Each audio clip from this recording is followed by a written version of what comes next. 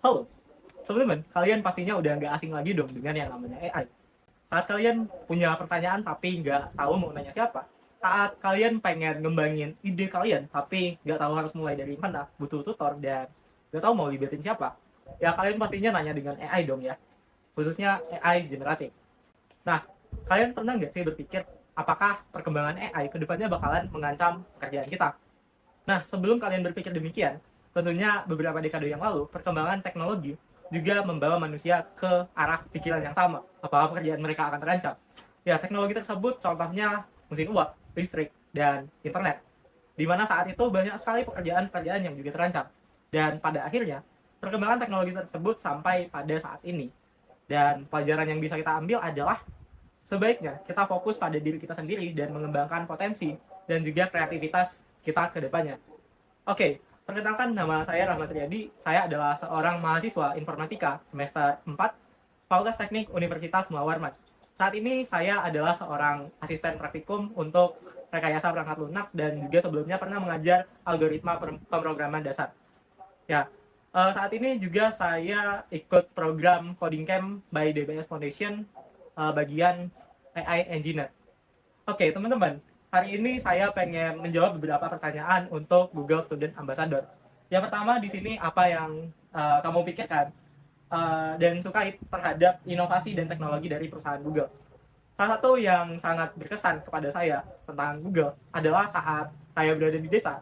Google itu memberikan apapun yang pengen saya ketahui. Ya, saya kalau punya pertanyaan, ya tinggal tanya Google. Atau ketika saya butuh tutorial, ya saya menggunakan YouTube yang mana itu juga produk dari Google. Oke, untuk saat ini sebagai seorang calon AI engineer, ya, saya sangat menyukai inovasi Google yakni algoritma transformer yang menjadi dasar AI saat ini. Di mana transformer ini sebelumnya digunakan oleh Google untuk mengoptimasi Google Translate milik mereka. Ya, itu salah satu teknologi yang sangat-sangat mind blowing buat saya. Terus yang kedua di sini, bayangkan kamu membuat sebuah acara ngobrol santai tentang teknologi di kampus. Acara apa yang pengen kamu adain dan di sini out of the box ya.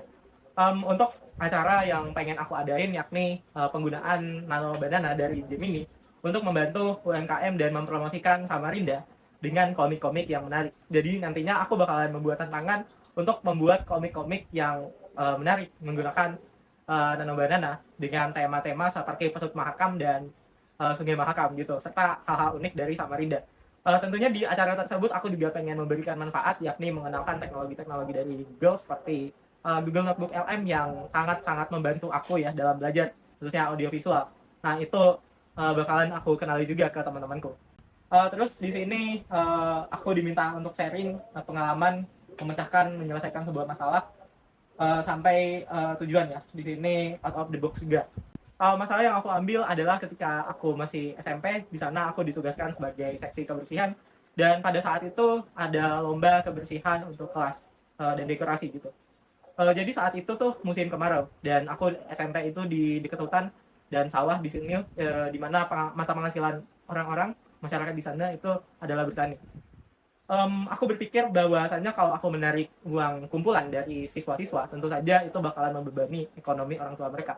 Jadinya aku berpikir out of the box untuk memanfaatkan hutan yang ada di lingkungan sekolahku, ya di sebelah-sebelah sekolahku. Di mana itu kan banyak pohon-pohon di sana. Jadinya karena musim kemarau, pohon-pohon itu ada daun berguguran kan ya di sana. Jadinya aku memanfaatkan daun-daun tersebut untuk membuat sebuah pojok baca dengan tambahan koran-koran bekas dan karton-karton yang harganya lumayan murah lah ya. Jadinya dengan modal yang cuman hampir 10.000, aku berhasil membuat kelasku menjadi juara satu lomba kebersihan dan dekorasi kelas. Ya, itu sangat berkesan buatku karena aku bisa menyelesaikan masalah pada saat itu dengan modal yang sangat-sangat minim sebagai seksi kebersihan. Oke, pertanyaan yang keempat di sini, jika kamu terpilih sebagai Google Student Ambassador, momen atau pencapaian apa yang paling membuat kamu bangga dalam 3 bulan pertama? Hal yang paling membuatku bangga adalah menjadi bermanfaat.